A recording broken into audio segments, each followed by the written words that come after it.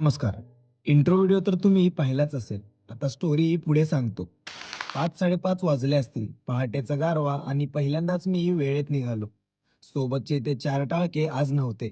पण आमचा सुरजा येतो बोलला आणि सोलो ट्रॅव्हल करायचं स्वप्न हे अजून स्वप्नच राहिलं. मग काय वाट धरली ती वाईची. शांत रस्ता असं वाटत होतं, की समोरचे डोंगर पण झोपेतच असावेत. तितक्यात नजरेस पडला तो कात्रजचा टणक. काळोखा मार्ग, मंद प्रकाश आणि मग जाणवलं, की सुरुवात झालीये ती आपल्या प्रवासाची. काय माहिती पण आज वातावरण काहीसं जास्तच उत्साही वाटत होतं.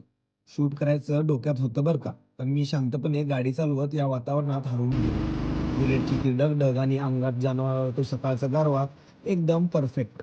हे सगळं फील होतच होतं आणि सुरू झाला नागमोडी रस्त्याचा डोंगराच्या कुशीतला तो घाट रस्ता. आणि मग काय मनातल्या मनात गिरिगर्दन घाट असल्यासारखं एक गर गर गर गर गर एक गर गर गर गर म्हणत मी पूर्ण केला आणि पोचलो वैभ्याकडे. हा हा आला आमचा वैभ्या आणि हाताने 2-4 संपवून सुरू करायची आहे भटकंती ती पुढच्या भागामध्ये. जय महाराष्ट्र.